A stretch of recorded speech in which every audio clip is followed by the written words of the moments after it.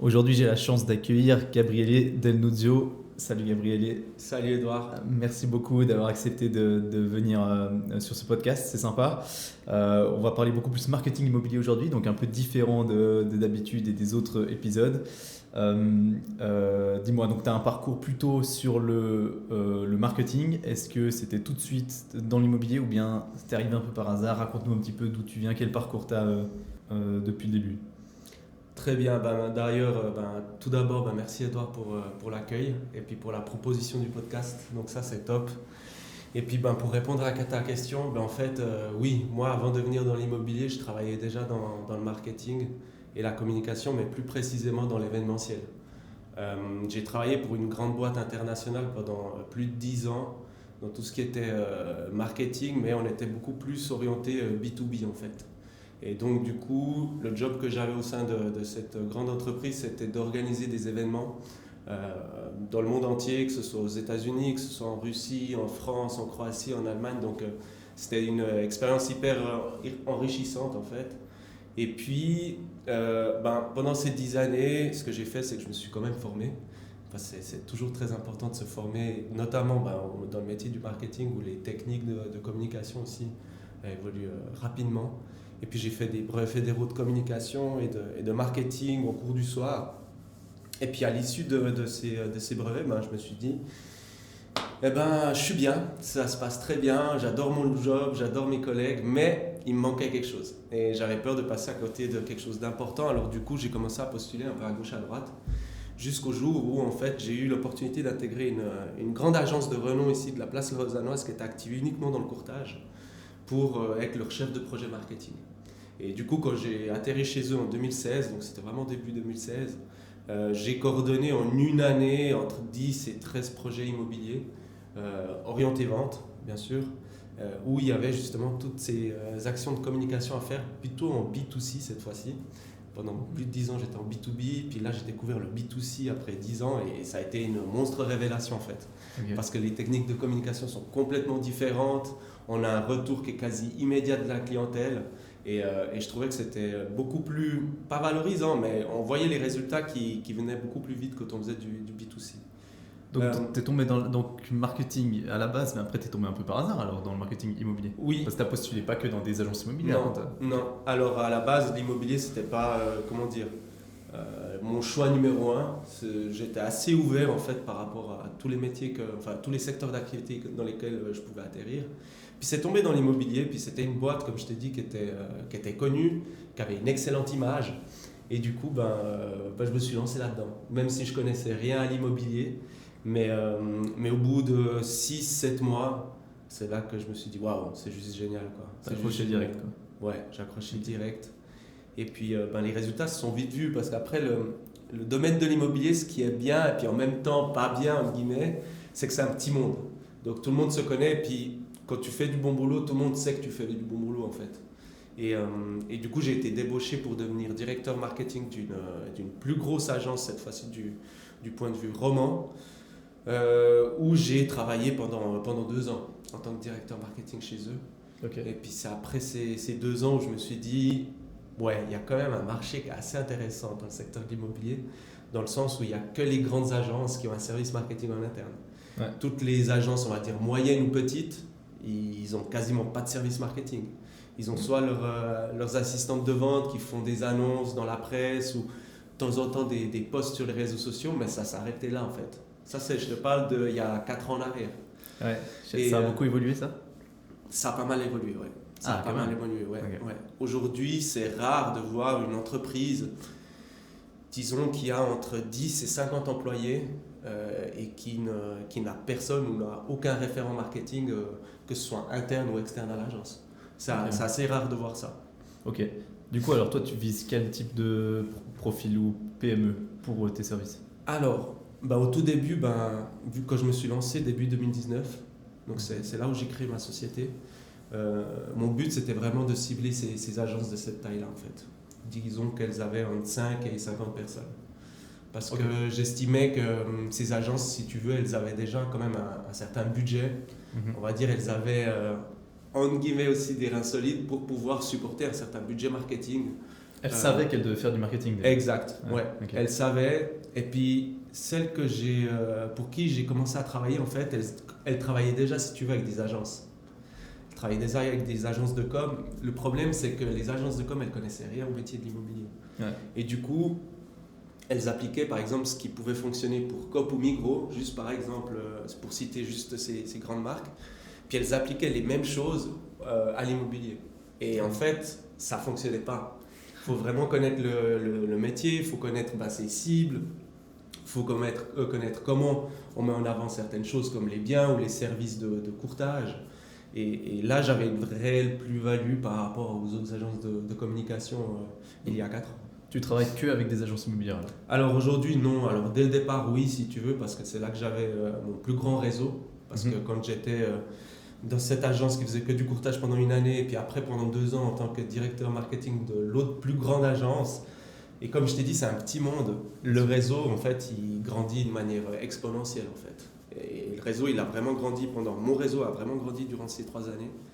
Et puis, c'était en guillemets assez simple de pouvoir attraper ces premiers clients qui étaient qui étaient actifs dans l'immobilier.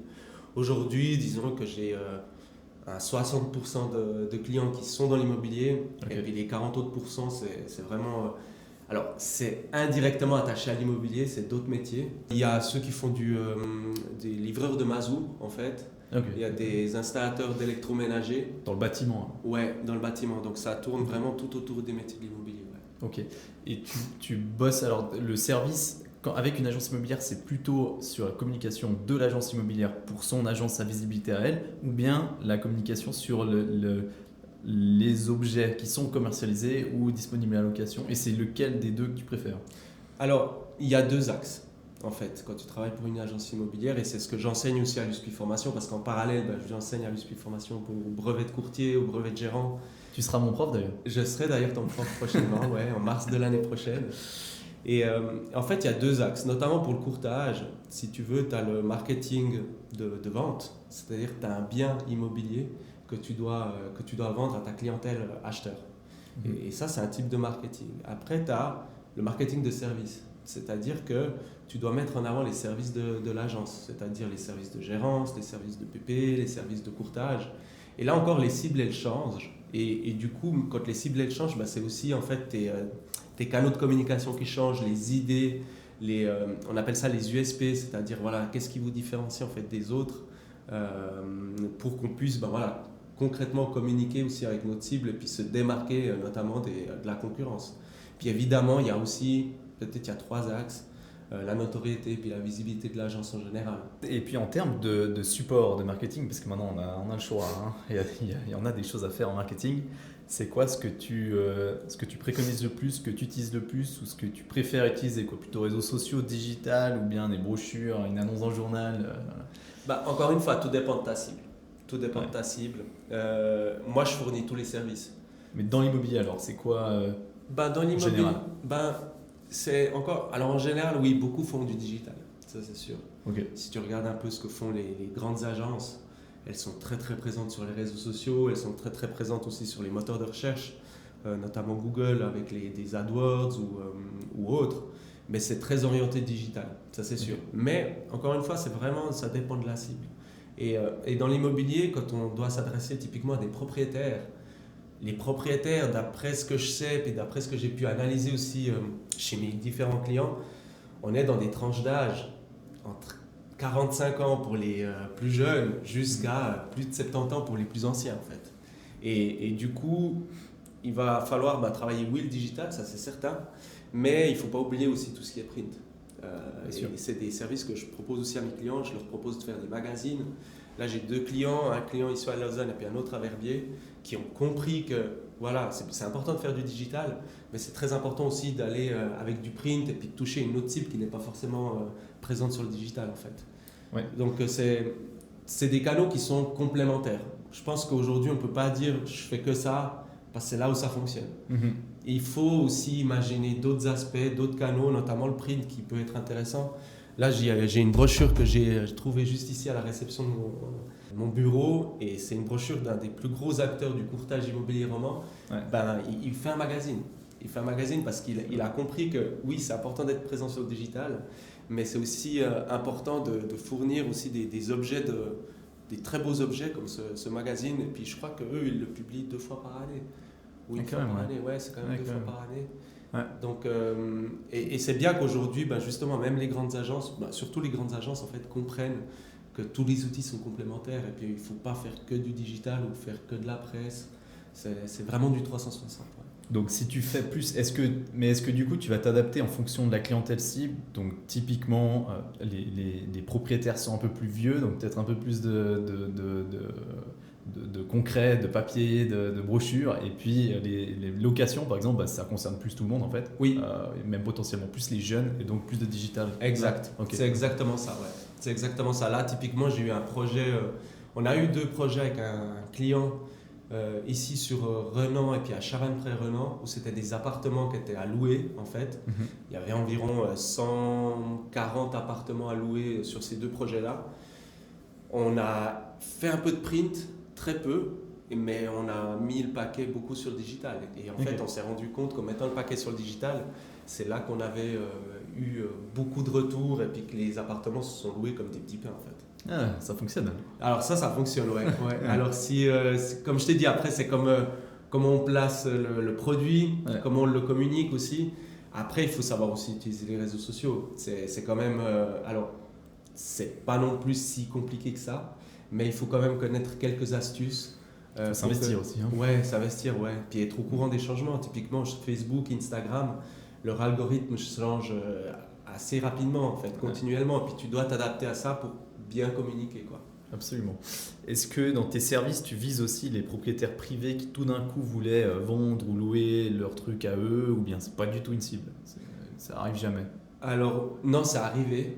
Okay. Ça arrivait où des propriétaires étaient déjà sous mandat avec une autre agence. Okay. Et puis en fait, les propriétaires me disaient ouais, j'ai pas envie de payer la com à cette agence, je préfère le vendre moi-même. Okay. Parce que le deal avec l'agence avec qui j'ai signé le mandat, c'était que si moi j'arrive à le vendre, je payais pas de com et puis du coup j'étais content comme ça. Et ça m'est arrivé. Alors moi je rentre pas en concurrence si tu veux avec mes clients. Ouais, bien sûr. Et j'ai dit à ce monsieur non, par contre ce que je peux vous proposer, je peux vous présenter un de mes clients qui est actif dans cette région dans le courtage et puis qui peut vous aider à vendre votre maison. Mais ça m'est arrivé une fois en 4 ans. Okay. C'est venu de manière spontanée. C'est pas ton métier, que t'es pas courtier, quoi. Non, chacun son métier. Chacun son métier. Et puis, comme je t'ai dit, j'ai pas envie de rentrer en concurrence avec mes clients. Oui, bien sûr. Il y a justement par rapport à la concurrence dans ce domaine-là, est-ce que du coup dans le marketing immobilier orienté immobilier, parce que dans le marketing, oui, la concurrence, il y en a, mais est-ce que dans le marketing immobilier, ce marché de niche, il y a beaucoup de concurrence ou pas? J'arrive pas à me rendre compte à quel point les agences le font elles-mêmes ou pas, ou ont besoin d'aide ou pas, ou elles se rendent compte si vraiment il y a besoin de ça ou pas. Alors, moi j'avais la même réflexion que toi il y a 4 ans. C'est-à-dire, on me disait c'est vraiment un marché de niche. Et du coup, je me lance là-dedans et je vais essayer d'exploiter ce marché. Ce que je me suis rendu compte, c'est que ce n'est pas un marché de niche en fait. C'est que c'est un énorme marché. Okay. J'ai fait une analyse toute bête. Hein. Tu vas sur local.ch, tu sélectionnes les cantons de Suisse romande, puis tu tapes agence immobilière. Tu sais combien il y a de résultats qui sortent? Il y en a 3000 qui sortent. Ouais. 3000 résultats qui sortent sur local.ch d'entreprises qui sont catégorisées comme agences immobilières. Moi, quand je me suis lancé, j'ai fait un peu une petite analyse de marché, mais de manière très rapide. Mm-hmm. C'est-à-dire que sur ces 3000 agences, j'ai pris une centaine d'agences au hasard, vraiment. J'ai créé un échantillon de 100 agences, puis j'ai regardé si ces agences elles avaient un service marketing interne ou externe pour savoir s'il y avait de la place en fait. Pour ce marché-là, pour que je puisse essayer de décrocher des mandats avec des agences immobilières. Après mon étude, tu sais combien d'agences immobilières avaient un service marketing interne ou développaient déjà un peu de marketing ou de communication avec une agence? Sur ces 100 agences que j'ai choisies au hasard. 20%? 3%. Ah ouais, 3%. C'est pas beaucoup. Donc, il y a un marché là. C'est un énorme marché en fait. C'est un énorme marché. Et si je prends la Suisse romande, hein, bien sûr. Ouais, bien sûr. Après, c'est vrai que si tu restes que sur Lausanne, évidemment ton marché il va être réduit. Ouais, tout à fait. Mais non, pour la Suisse romande, c'est un énorme marché. Et puis du point de vue de la concurrence, Oui, il y a quelques indépendants qui se sont lancés aussi, que ce soit à Lausanne, que ce soit à Fribourg. J'en ai vu, sur Lausanne en tout cas, on est 3 ou 4 qui sommes orientés dans ce secteur d'activité. Ok. À Fribourg, j'en connais un autre. En Valais, il n'y en a pas tant que ça, pas que je connaisse. Après, c'est les agences de communication en fait, Ouais, bien sûr. indirectement, qui sont aussi nos concurrents. Généralistes un peu, puis qui font un peu d'immobilier. Exactement, exactement. Donc, Ok. c'est pas un marché de niche. La concurrence du point de vue purement immobilier, on va dire, elle est assez anecdotique, on va dire, Ouais. par rapport au nombre d'agences immobilières qui sont présentes sur le marché. Ok, ouais. Est-ce que, du coup, alors le marketing immobilier a des progrès à faire en Suisse encore? C'est quoi les progrès principaux à faire, l'évolution à venir rapidement? Bah, je pense que le progrès il est plutôt à faire aussi au sein des agences, qu'elles soient convaincues que communiquer aujourd'hui c'est essentiel. Aujourd'hui Bien c'est sûr. essentiel et il faut communiquer. Puis il faut exploiter les plateformes aujourd'hui qui existent et qui peuvent te permettre d'avoir dans un premier temps de la visibilité et puis de toucher peut-être, comme je t'ai dit tout à l'heure, des cibles de propriétaires qui peuvent te donner un mandat de gérance ou un mandat de courtage en fait.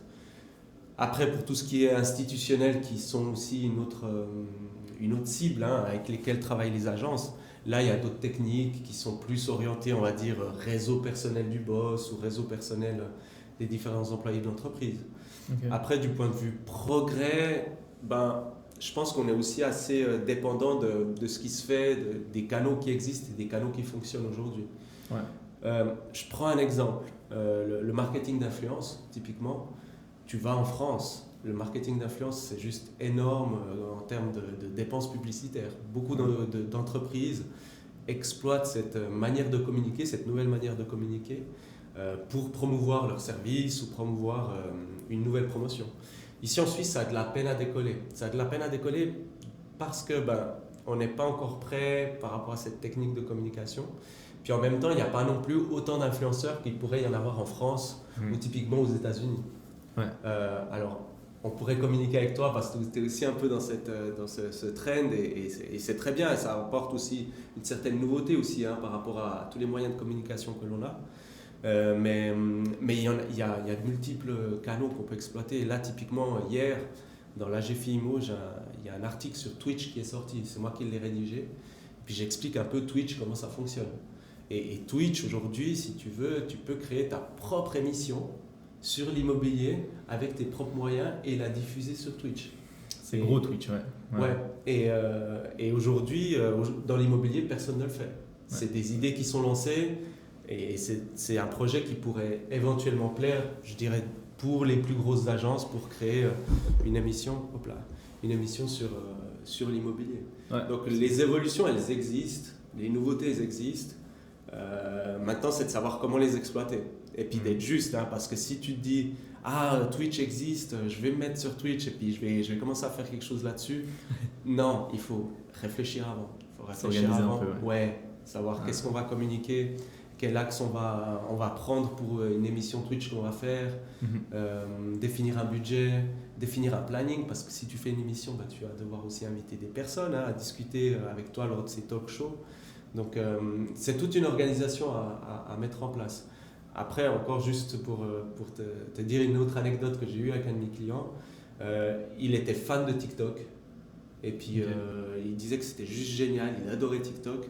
Puis il me disait j'ai envie d'être sur TikTok. La cible de mon client, c'était des personnes qui étaient de plus de 55 ans. Et il était beaucoup aussi dans le B2B en fait, tu vois. Ouais. Je lui ai dit on ne peut pas se mettre sur TikTok si notre cible elle n'est pas là. Alors on peut essayer pour de la notoriété ou autre, mais il faut réfléchir d'abord sur qu'est-ce qu'on va communiquer sur TikTok et puis pas paraître en fait has-been sur une plateforme qui aujourd'hui est assez jeune aussi, faut l'avouer. Absolument, ouais, tout à fait. Alors je peux te dire de mon expérience, alors si on vise des 50 ans et plus, TikTok c'est pas le meilleur moyen de communication. C'est ça, c'est ça. Est-ce que tu sens une sensibilité substantiellement différente entre les jeunes chez tes clients et les plus âgés chez tes clients, dans le sens où souvent dans les agences immobilières, il y a un peu de tout, des plus jeunes, des plus âgés. Est-ce que tu sens que les plus jeunes sont quand même plus prêts à investir dans le marketing, à développer cette communication ou pas, ou bien les baby boomers, parce qu'au final, l'immobilier c'est un peu dominé par les baby boomers, Oui. par l'ancienne génération, et eux, est-ce qu'ils ont vraiment besoin du marketing et comment est-ce qu'ils ils reçoivent, ils accueillent en fait ce genre de nouveautés?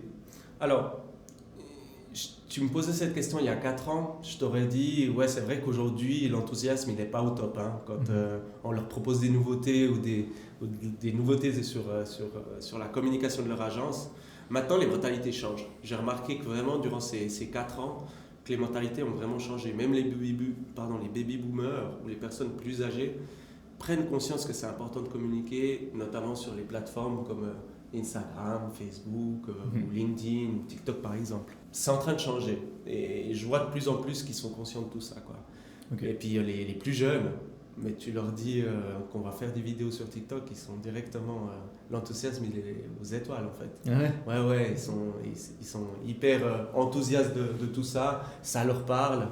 Et puis ça correspond aussi à leur manière de passer du temps. Hein. On passe beaucoup de temps aussi sur les réseaux sociaux, on est constamment avec nos amis sur les réseaux sociaux. Bien sûr. Donc non, c'est quelque chose en tout cas aux plus jeunes qui leur plaît fortement. Ouais. Ok. Et comment est-ce que tu trouves tes idées pour la stratégie marketing? Est-ce que tu récupères à l'étranger ou bien c'est des trucs que tu as appris avec le temps ou par l'expérience? Tes inspirations un peu? Disons que l'inspiration, alors oui, il y a une certaine partie d'inspiration, ça c'est sûr à avoir. Et j'aime bien prendre le temps pour poser les choses avant de commencer à communiquer pour un de mes clients. Okay. C'est-à-dire que généralement, je passe du temps avec lui pour comprendre vraiment qui sont ses cibles, c'est quoi leurs intérêts.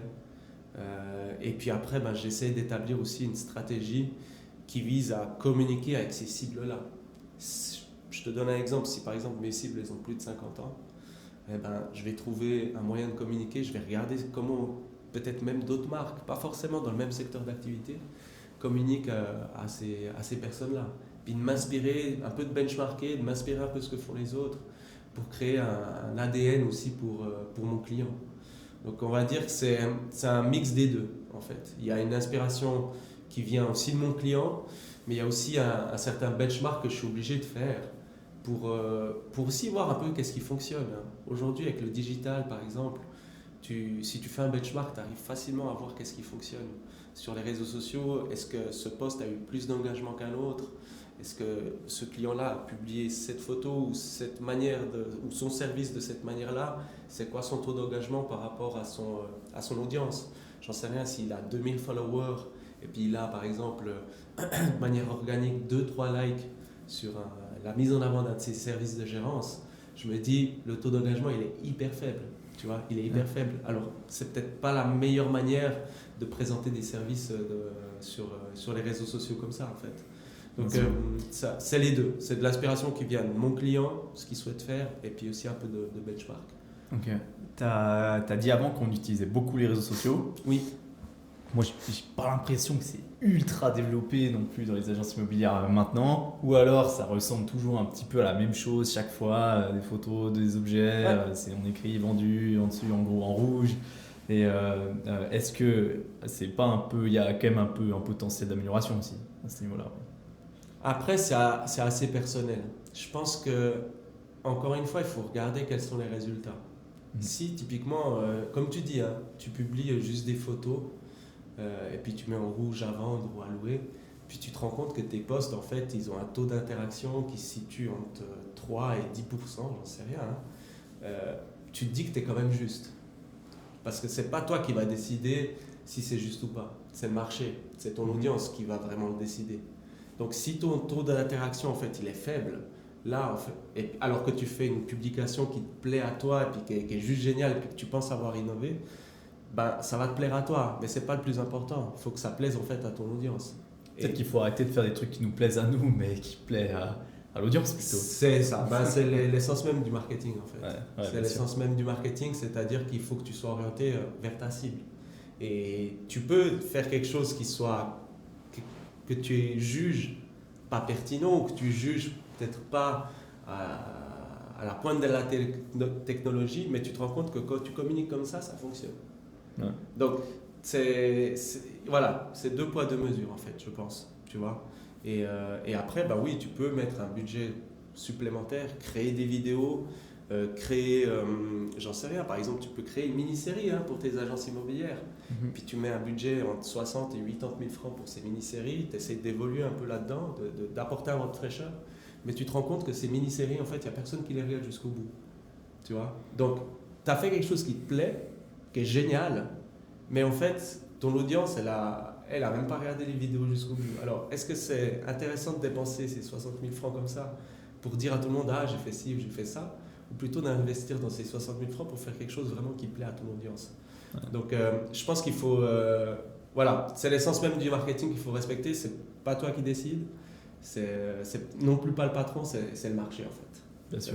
Toi, tu utilises personnellement les réseaux sociaux pour ton business à toi? Oui, alors très peu parce que j'ai beaucoup de travail et je mets pas le temps que je devrais sur les réseaux sociaux. Mais j'ai engagé quelqu'un pour le mois de février qui lui va vraiment prendre 50% de son temps pour publier sur les réseaux sociaux selon une stratégie de contenu que moi j'ai décidé, que moi je veux faire. Et que je sais qu'il fonctionne pour communiquer auprès de mes clients. Ah bien, c'est quoi ton réseau social préféré? Alors moi j'aime beaucoup Instagram. Ok. Instagram, Facebook, donc le méta en fait. Parce qu'aujourd'hui, le support publicitaire, alors du point de vue professionnel, je parle professionnel, du point de vue publicitaire, je trouve que c'est un outil qui est ultra puissant. Qui est ultra puissant et puis qu'on arrive à être visible. Même avec un budget, j'en sais rien, de 100 francs par semaine, tu arrives à atteindre quand même une certaine visibilité sur cette plateforme-là. Tu mets 100 francs par semaine sur LinkedIn, tu as très peu de visibilité. Tu vois, sur LinkedIn, pour avoir la même visibilité que Facebook et Insta, il faut que tu dépenses 8 fois plus. Tu vois. Donc, je pense qu'en termes de, rapport qualité-prix, en termes publicitaires, Facebook et Insta, c'est le top. Après, il y a YouTube aussi que tout le monde connaît. Et aujourd'hui, par exemple, il y a très peu d'agences qui communiquent sur YouTube. Ouais. Mais YouTube, majoritairement, c'est 60-65% ce sont des hommes et qui sont âgés de plus de 35 ans, tu vois, sur YouTube. Et aujourd'hui, il y a très peu d'agences qui... c'est une cible qui est très orientée immobilier, en fait. Ouais. Que ce soit pour la vente de biens immobiliers ou que ce soit pour de l'achat ou même de la location. Et aujourd'hui, on remarque que YouTube n'est pas forcément très utilisé par les agences. En tout cas, pas toutes les agences le font. Okay. Mais c'est un canal qui est très intéressant aussi. Parce que, bon, forcément, ça fait partie du groupe Google aussi. Et du coup, tu améliores aussi ton référencement si tu publies assez régulièrement sur YouTube. Après, du point de vue personnel, moi, j'aime beaucoup TikTok, en fait, du point de vue personnel. Okay. Parce que il y a... C'est du snack content, c'est-à-dire que c'est du contenu que tu peux consommer de manière très rapide et tu peux avoir du contenu qui est très intéressant, puis surtout sous forme de vidéo, d'avoir des tutos vidéo par exemple sur quels sont les meilleurs endroits à passer en vacances à tel et tel endroit. Je trouve que TikTok c'est top, quoi. Là typiquement l'été dernier je suis parti en bord de mer en Italie, je n'étais jamais allé dans cette ville et le premier réflexe c'était pas d'aller sur Google ou TripAdvisor, c'était d'aller sur TikTok, de taper le nom de la ville et puis j'avais toute une liste de vidéos de personnes qui avaient fait tel et tel restaurant, qui avaient fait telle et telle balade ou telle et telle activité dans le centre de cette ville et c'est comme ça que je me suis renseigné en fait, tu vois. Ah, c'est hyper intéressant ça. Donc ça c'était, du point de vue personnel, je trouve TikTok c'est top, surtout pour tout ce qui est how-to. Les how-to c'est les tutos en quelque sorte si tu veux. Et je trouve que c'est assez intéressant et puis l'algo fonctionne très bien aussi pour chercher ces choses que tu dois faire. Donc, à mon avis, si je suis dans ce cas de figure, qui est... j'ai 40 ans, tu vois, je pense qu'il y en a plein d'autres aussi qui sont dans le même état d'esprit puis qui utilisent TikTok de cette manière-là. C'est très compatible, le TikTok le système de TikTok c'est très très compatible avec l'évolution de la génération d'aujourd'hui, quoi. Ouais. Donc aller toujours plus vite et puis aller droit au but, quoi. Donc là je pense que c'est assez, on n'a plus envie de faire 15 minutes, 20 minutes, une demi-heure sur YouTube pour regarder une information. C'est ça. D'où les réseaux sociaux qui copient tous un peu TikTok, quoi. Ils ont compris qu'ils avaient capté. Ils savaient comment capter l'attention des jeunes. Par rapport à ça, toi tu connais un peu du coup mon approche du marketing, comment je le fais, et je le fais de manière très très différente des agences immobilières traditionnelles, quoi. J'aime pas tellement ce terme, mais voilà, tu vois ce que je veux dire. Qu'est-ce que tu penses toi? C'est quoi ton avis d'expert du coup par rapport à ce que je fais moi, qui est pas la normalité en fait dans l'immobilier vraiment?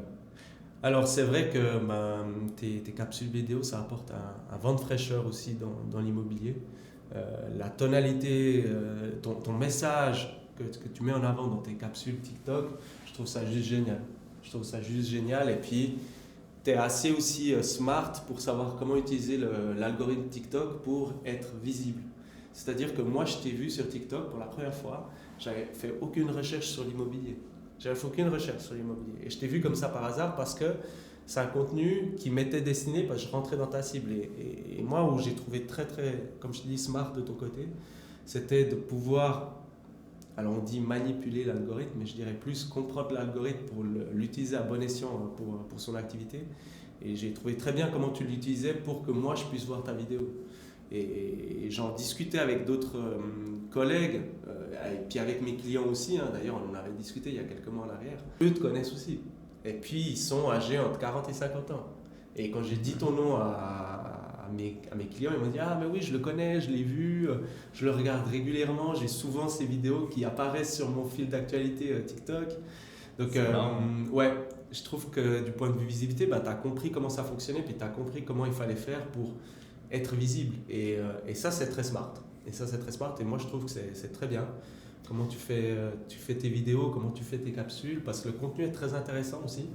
Et puis, surtout, comme je viens de te dire, en fait, tu as compris comment ça fonctionne et tu as compris comment être visible. Et ça, c'est top. Mais au final, ce que je fais, c'est plutôt du personal branding. Est-ce que toi, tu penses que ça a une utilité quelconque dans l'immobilier, ou bien au final, c'est un truc d'influenceur pour faire des placements de produits et puis voilà quoi. Non, alors, moi, je prends le cas du courtier, par exemple. Tu vois, moi, je pense que le courtier, alors oui, il doit aussi profiter de la notoriété de l'agence pour faire ses affaires, mais avant tout, c'est du personal branding. Parce que le courtier, c'est lui qui va, comment dire, ramasser les affaires pour vendre un bien, pour revendre un bien.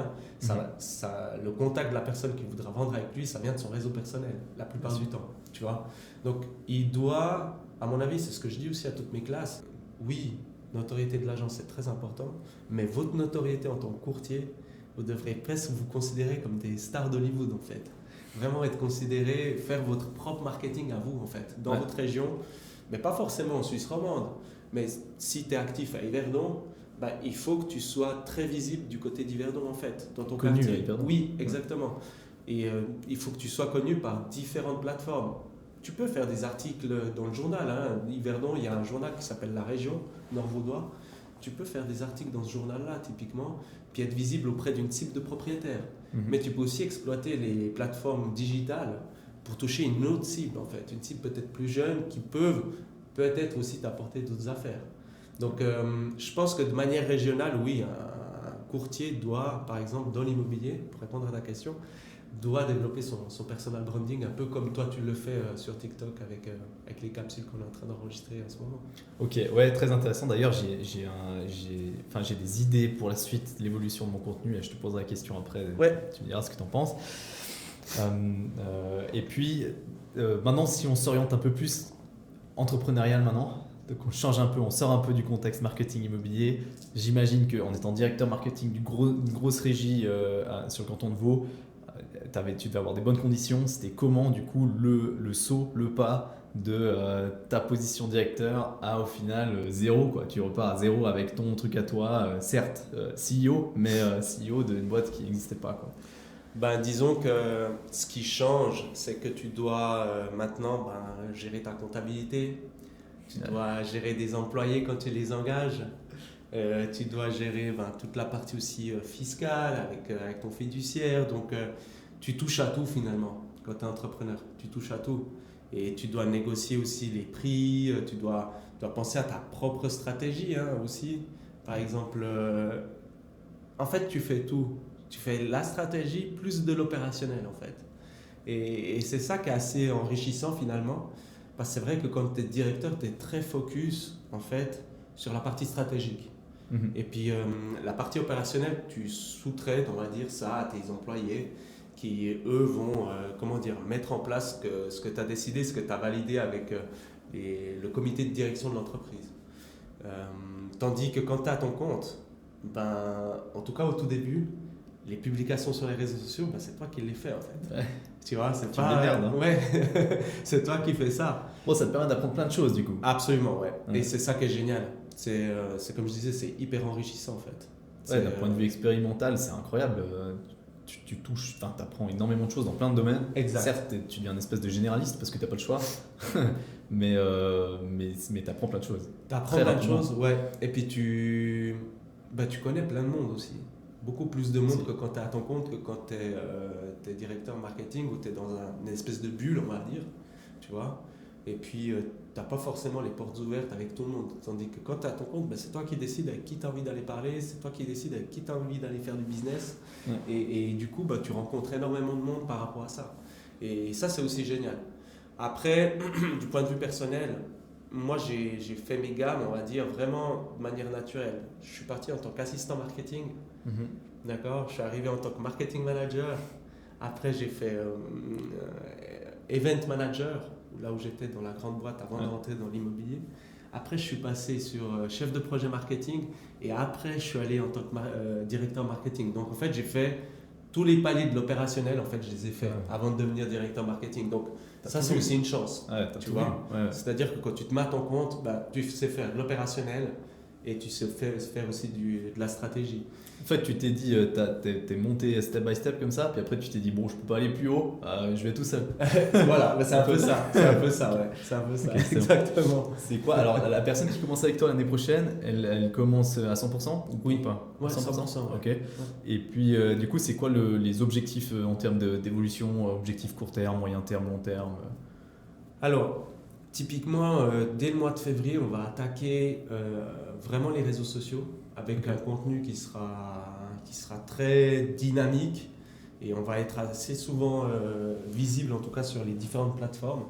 Puis on va faire du print aussi. On va faire du print. Donc on va vraiment faire les deux. Ok. Du print pour vous? Oui.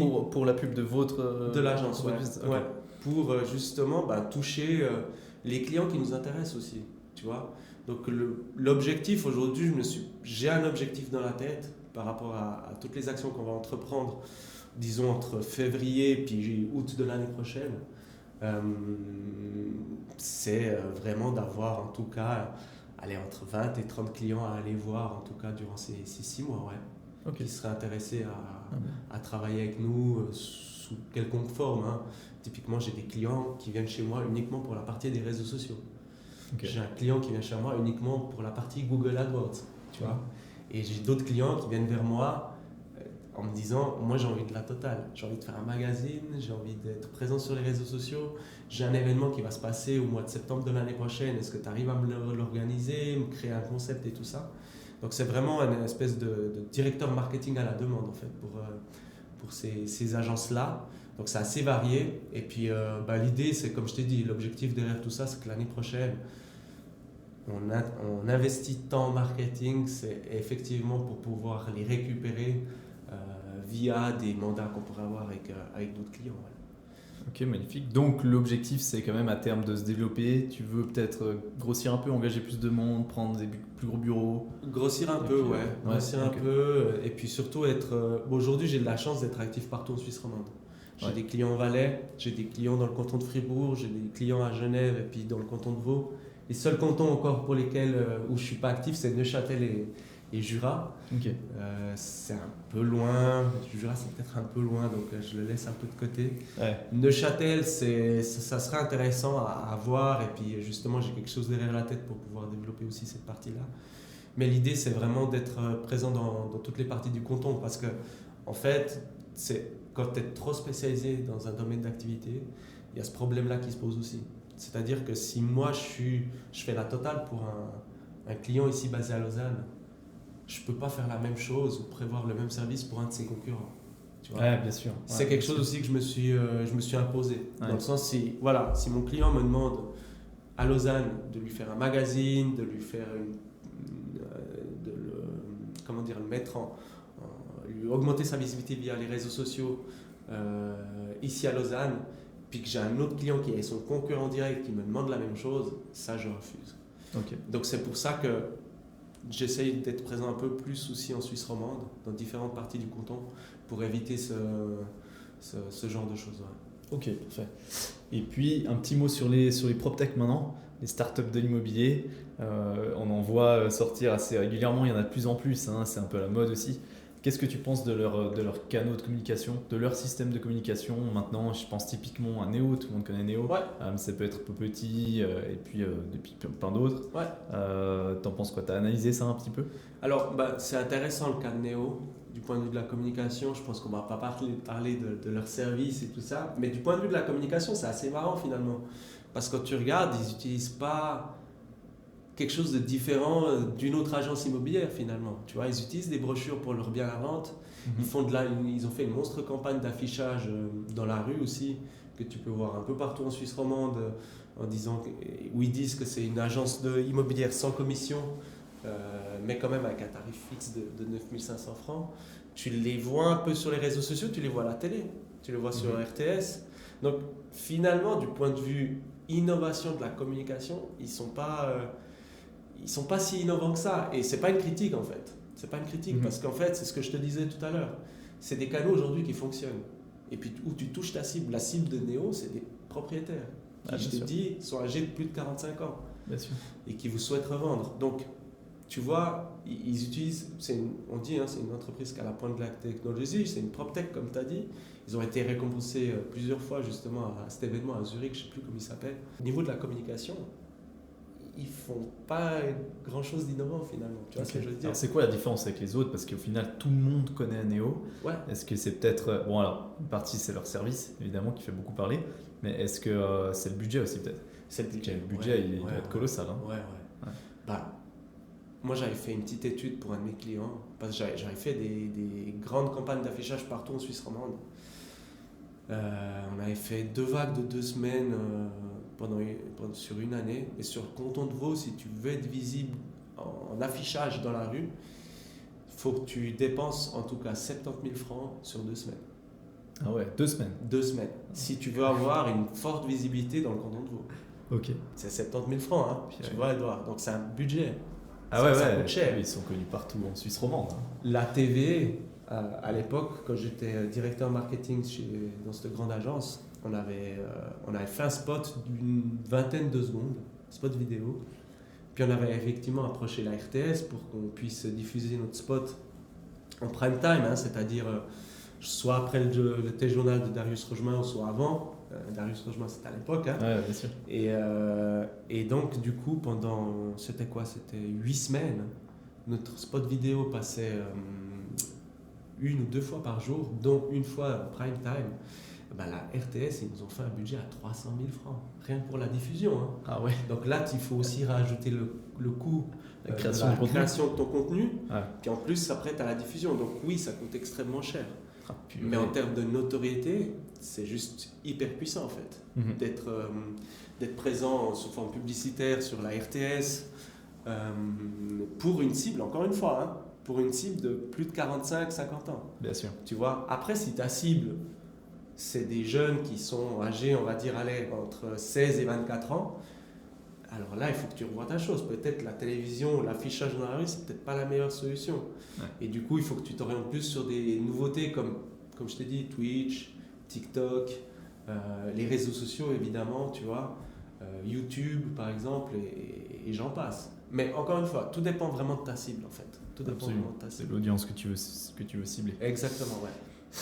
Un dernier mot, une dernière recommandation peut-être pour des professionnels de l'immobilier qui nous écoutent, qui sont dans l'immobilier, qui ne savent pas vraiment comment faire évoluer leur marketing. Qu'est-ce que c'est la recommandation pour leur marketing général un peu? C'est d'abord de bien cibler à qui veut le communiquer en fait. Il ne faut pas s'éparpiller. Faut pas, encore une fois, comme je l'ai dit tout à l'heure, il ne faut pas faire des choses qui nous plaisent à nous. Il faut faire des choses qui plaisent à notre cible en fait, à nos clients. Ouais. Et en fait, souvent, quand on voit, et pas seulement lié à l'immobilier, hein, je prends même certains confrères qui sont des agences de communication, j'ai l'impression qu'elles communiquent plus pour elles qu'elles communiquent par rapport à ce que veulent leurs clients en fait.